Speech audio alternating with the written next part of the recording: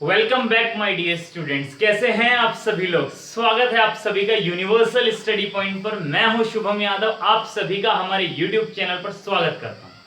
बेटा हमने last class में क्या किया था, हमने लास्ट क्लास में अब तक dissolution of A partnership firm का पहली क्लास हमने उसकी देख ली थी। और उस क्लास में मैंने क्या क्या डिस्कस किया था, मैंने डिसॉल्यूशन के मीनिंग के बारे में बताया था, डिसॉल्यूशन ऑफ पार्टनरशिप फर्म और डिसॉल्यूशन ऑफ पार्टनरशिप के बारे में डिफरेंस बताया था।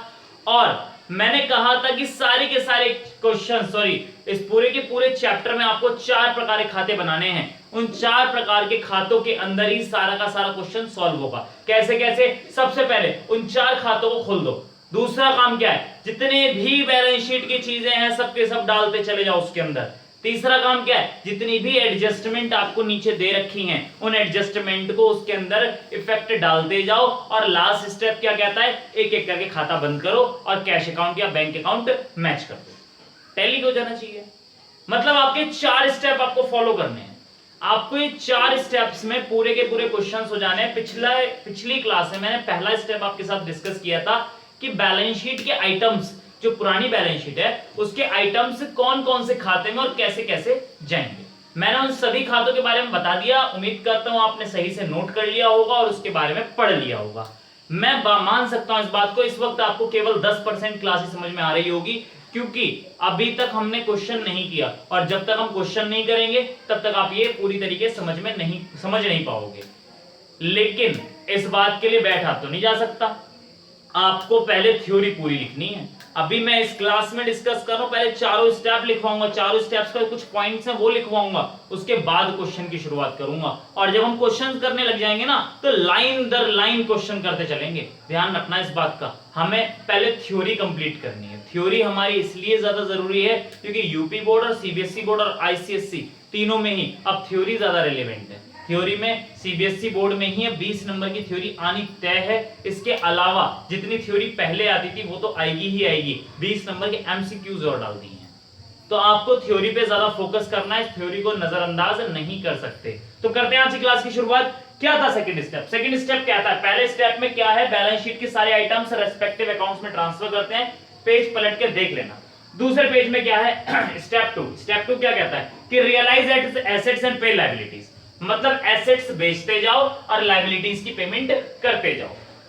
जब एक बात बताएं, आप कोई एसेट बेचते हैं, मैंने कहा मेरा मार्कर है, ये मार्कर मेरी एसेट मान लो, एक बार को मार्कर मेरी एसेट है, मैंने मार्कर बेच दिया तो पैसा आएगा कि नहीं आएगा। और मैंने रूल क्या सीख रखा है, debit what comes in, credit what goes out. Asset जा रही है जाने दो, कैश आ रहा है आने दो। एसेट गई उसे क्रेडिट करो, कैश आया उसको डेबिट करो। बात समझ में आती है। तो जब भी आप एसेट्स बेचेंगे तो एसेट बेचने के बाद कैश तो मंगा लेंगे और एसेट को भेज देंगे।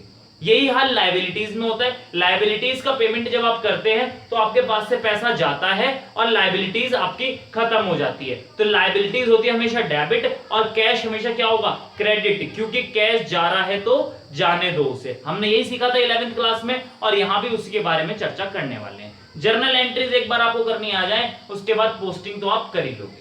यहां आपको जर्नल एंट्री करानी बता रहा हूं, पर मैं आपको बता दूं, मैं आपको क्वेश्चन जब कराऊंगा तो डायरेक्ट आपको लेजर के अंदर पोस्ट करना बताऊंगा। मैं वहां जर्नल नहीं कराने वाला हूं।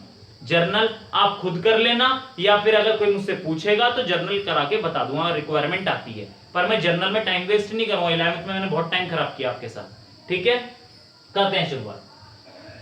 हमारे पास ए बी सी डी और ई है, ये 3 चीजें हैं और 3 की अलग अलग एंट्रीज हैं। क्या क्या स्थिति है कि realisation of asset in cash, मान लीजिए आपने एसेट को कैश में बेच दिया तो माय डियर आपकी एसेट्स तो सारी की सारी रियलाइजेशन अकाउंट में है और लायबिलिटीज भी सारी की सारी रियलाइजेशन अकाउंट में है। तो जब मैं बात करूंगा आपसे एसेट की तो एसेट की जगह क्या लिखेंगे आप रियलाइजेशन लिखेंगे। जैसे मैंने कहा आपसे, आपने लैंड बेच दिया तो लैंड बेचने में यहां लिख देता हूं, लैंड बेचते हैं तो एंट्री क्या बनेगी, cash account debit to land account. But my dear जब यहां पर रियलाइजेशन अकाउंट आप बना चुके हो तो आपकी सारी एसेट्स कहां ट्रांसफर हो चुकी होंगी, एक दुकान में ट्रांसफर होगी, जिस दुकान का नाम क्या है, रियलाइजेशन अकाउंट है। इसलिए यहां पर लैंड को हम काट के क्या लिखेंगे, रियलाइजेशन। तो कोई भी कंफ्यूज ना हो जाए, आप रियलाइजेशन अकाउंट ही लिखने वाले हैं। तो आपने एसेट्स को बेच दिया तो एंट्री बनी cash account debit to realisation account, और जितने में एसेट आपकी बिकी है उस वैल्यू को आप लिखने वाले हैं। यहाँ पर बुक वैल्यू से मतलब नहीं है, ना डिफरेंस से मतलब है। आपकी 1 लाख की एसेट थी, 1.5 लाख में बिक गई, तो आप यहाँ 1.5 लाख लिखेंगे एज डेबिट में भी और क्रेडिट में भी। नरेशन में क्या है, बीइंग एसेट सोल्ड। ठीक। दूसरी बात, बी पॉइंट क्या कहता है, एसेट सोल्ड टू पार्टनर्स। कभी कभी क्या होता है कि पार्टनर्स कहते हैं कि यार कितने की बेचेगा, कि मैं इतने की बेच रहा हूं, क्यों मार्केट में बेच रहा है, मेरे को जरूरत है, ला तू मुझे दे दे। ऐसा हो जाता है कि पार्टनर्स कहते हैं यार मुझे देते, तो पार्टनर्स पता कैश नहीं देते, पार्टनर्स उसे अपने खाते से खत्म करवा देते हैं, क्योंकि पार्टनर ने भी तो कैपिटल लगाई थी, तो पेमेंट तो पार्टनर को भी करा जाएगा। तो उस केस में क्या होता है कि जब कभी पार्टनर एसेट ले जाता है तो उससे कैश ना मंगा के बल्कि कैश की जगह पर उस पार्टनर का नाम लिख दिया जाता है। जैसे कि डिस्कस कर लेते हैं, asset sold to partners. Asset गई तो क्रेडिट तो हमने रियलाइजेशन ही किया, लेकिन जहां कैश को हम डेबिट कर रहे थे, ऊपर कैश को डेबिट कर रहे थे, तो कैश की जगह हमने क्या किया, पार्टनर्स कैपिटल अकाउंट लिख दिया। कहने का मतलब यहां पर अगर ए ले गया तो ए का नाम आ जाएगा, बी ले गया बी का नाम आ जाएगा, सी ले गया तो सी का नाम आ जाएगा, और सेम है बाकी सब कुछ। यहां सेल प्रोसीड्स और यहां बीइंग एसेट्स सोल्ड। तीसरा पॉइंट क्या कहता है, एसेट गिवन टू लायबिलिटीज। मतलब क्या होता है कि कभी कभी आपको किसी बंदे से पैसा लेना है और उसी को देना भी है, तो खत्म करो, ना लेना ना देना। जैसे कि मैं छोटी सी बात करूं, मेरा एक स्टूडेंट मेरे पास पढ़ रहा था, उस स्टूडेंट को मेरे को 1500 रुपए देने थे, वो फीस 1500 ड्यू थी उसकी, और वो 1500 रुपए मुझे देने वाला था, और मैंने उससे कुछ काम कराया था, तो मेरे को भी उसको 1000 रुपए देने थे। या मैं सिंपल से कहता हूं, बोर्ड बनाता है, मतलब ये हमारे बोर्ड होते हैं, व्हाइट बोर्ड बनवाता है, तो व्हाइट बोर्ड 1000 रुपए का बना, मैंने 1000 रुपए का व्हाइट बोर्ड बनवाया। मैंने कहा कि भाई एक काम करियो, तू 1000 रुपए का बोर्ड बनवा के ले। वो बोर्ड लाकर उसने मुझे दे दिया, उसने कहा भैया 1500 रुपए मैं आपको दूंगा। मैं कहा हाँ तू मुझे 1500 रुपए देगा, और कहा भैया आप मुझे 1000 रुपए दोगे, हाँ 1000 रुपए मैं दूंगा। या तो ये होगा कि वो मुझे 1500 रुपए दे, तब 500 रुपए मैं अपनी जेब में रखूं और फिर 1000 रुपए उसे पकड़ूं, या फिर मैं क्या करूं, उससे कोई काम कर, तू 500 रुपए मुझे दे दे, 1500 तो ये देने, 1000 मैं तेरे को दूंगा, तो 500 पकड़ा दे, बाकी 1000 रुपए खत्म कर दे आपस में। तो समझदारी क्या होगी, समझदारी यही तो होगी कि ना मैं तुझे दूं ना तू मुझे दे, जो भी बैलेंस बच रहा है वो पकड़ा दे, यही तो होगा।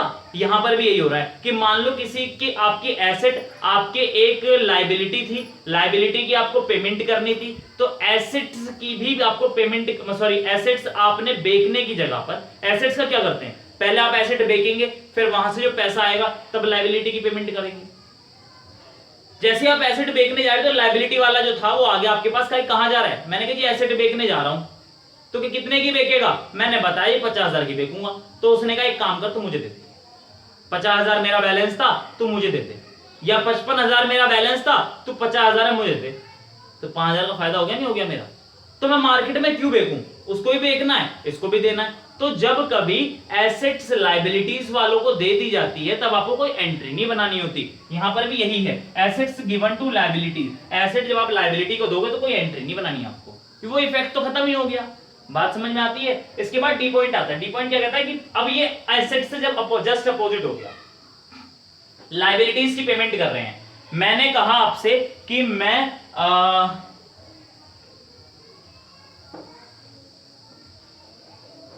ये समझ लीजिए कि लायबिलिटीज में मैंने किसी के लोन का पेमेंट कर दिया, मान ले बैंक लोन मैंने दे दिया, तो एंट्री क्या बनेगी, bank loan account debit to cash बनेगी कि नहीं बनेगी, क्योंकि पैसा जा रहा है मेरे पास से इसलिए मैंने कैश को क्रेडिट कर दिया, पर मेरी सारी एसेट और लायबिलिटी रियलाइजेशन अकाउंट में जा चुकी हैं, तो मैं अब क्या करूंगा, लायबिलिटीज की जगह पर नाम क्या लिखूंगा, रियलाइजेशन नाम लिखूंगा।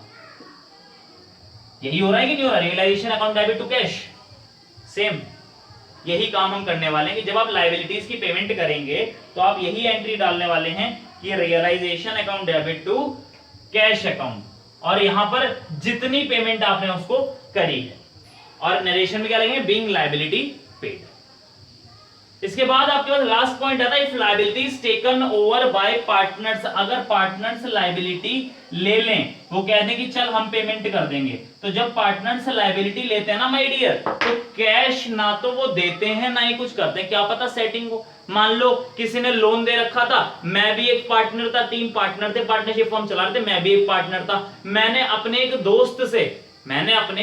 दोस्त से पार्टनरशिप फॉर्म को लोन दिलवा दिया। अब डिसोल्यूशन के टाइम पर क्रेडिटर तो वो भी है, पेमेंट तो उसे भी देना पड़ेगा, कैश उसे भी देना पड़ेगा। तो मैंने कहा एक काम करो, तुम ना इसकी जिम्मेदारी मेरे ऊपर डाल दो, वो मेरे खाते में डाल दो, मैं अपने आप पेमेंट करूंगा। हो सकता है मेरी कोई सेटिंग हो, क्या पता उस बंदे ने मुझसे पहले से कोई पैसा ले रखा हो या कोई एसेट्स का लेन देन हो, वो मेरे घर की बात है, पर जिम्मेदारी किसने ले ली? मैंने ले ली, तो पार्टनरशिप फर्म की टेंशन खत्म। बात समझ में आई? तो कैश की जगह पर जिस पार्टनर ने भी जिम्मेदारी ली है उसका नाम आ जाता है, realisation account debit to partners capital account. A ने ली तो ए का नाम, बी ने ली तो बी का नाम, सी ने ली तो सी का नाम। केवल इतना काम कराया जाएगा और कुछ नहीं कराया था। मुझे लगता है आपको ये बात समझ में आई होगी। ये सब वही चीजें हैं जिसके बारे में आप लोगों से डिस्कस कर रहा हूं। तो मुझे लगता है आपको ये बात समझ में आई होगी। जरा इसे आप नोट करें और मैं अगली क्या नाम बात करता हूं आपसे। यही काम करिए आप इसको जरा नोट कर लें और आज की क्लास को यहीं एंड करते हैं। थोड़ा मुझे आज जाना भी है कहीं जगह, आप इसको आज यहीं थोड़ा रोकें। मैं अगले स्टेप्स का डिस्कशन आपसे अगली क्लास में करूंगा, ठीक है? तो आज के लिए इतना ही। Thank you very much, have a nice day. भैया वीडियो को लाइक कमेंट शेयर सब्सक्राइब कर दें, बेल आइकन को भी दबा दें। Thank you very much, have a nice day.